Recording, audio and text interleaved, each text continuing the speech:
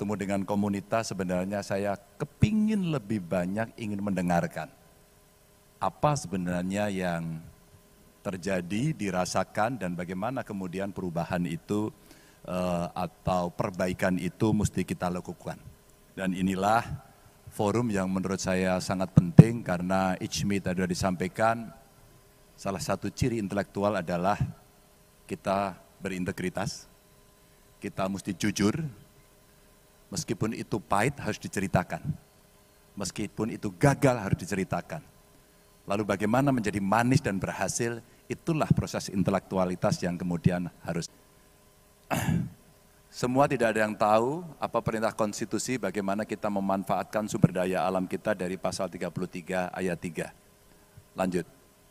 Maka kalau kita berangkat dalam lingkungan kita serius, dan kemudian banyak orang yang protes, apakah ekonomi kita cukup bisa memberikan keberlanjutan dalam pembangunan, cukup hijau, yang di laut cukup biru, atau sebenarnya hitam dan rusak.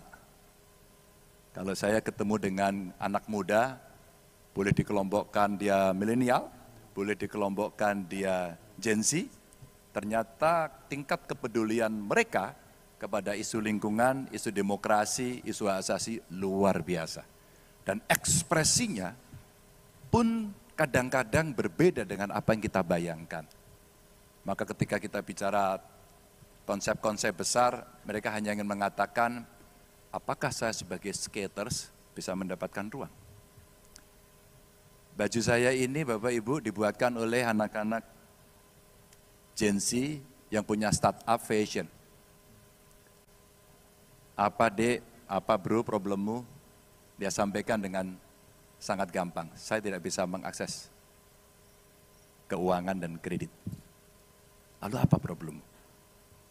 Padahal sudah ada aturannya bahwa IP yang kita bikin itu sebenarnya bisa dijadikan kolateral. Pertanyaannya, kenapa aturan ada, perbankan nggak mau mengeksekusi? Kami bicara kemarin dan melihat apa yang terjadi, karya-karya anak muda bangsa ini dahsyat sekali. Saya ambil satu contoh fashion saja. Ada alas kaki, ada baju, ada desain. Ada juga kemarin yang menceritakan bahwa dia modif kendaraan bermotor. Dan hari ini dia terbentur kepada aturan regulasi yang sangat rigid, kemudian dia tidak bisa berkembang. Contoh kecil diberikan, dia memodifikasi motor agak kuno, mobil. Mesinnya diganti, desainnya diganti, body kitsnya dibikin bagus banget, tapi tidak bisa dipakai, tidak bisa dijalankan. Karena apa? Nomor rangka, nomor mesin berbeda. Dan kita tidak ada solusi untuk itu. Kita melarang. Apa yang terjadi Bapak Ibu? Mobil itu dibeli oleh orang asing. Kira-kira dia bangun itu habis katanya sekitar 700 sampai 800 juta. Kemudian dibeli oleh orang asing kurang lebih sekitar 6 miliar. Dan kemudian dibawa ke luar negeri. Di luar negeri karena orang Indonesia sangat kaya, pikniknya ke luar negeri. Melihat mobil itu dan dia tawar dibeli. Kira-kira dibeli 15 miliar dan dibawa ke Indonesia.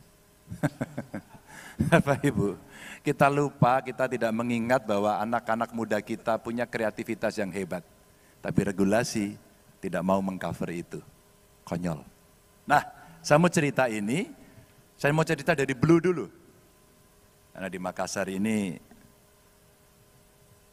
pelautnya the best, yang mengarungi dunia. Ini salah satunya adalah pelaut dari Makassar, sampai ke Afrika Selatan, sampai ke Australia ya. Itu cerita yang tidak bisa dilawan. Maka kalau saya sampaikan dalam paparan ini, ada 77% wilayah laut dan perairan kita, itu kita akui, namun sektor maritim ini hanya berkontribusi 7,6%. Waktu saya mendengarkan pidato pengukuhan Prof. Haris Satria, saya jatuh cinta pada paparan beliau. Wah, bagaimana,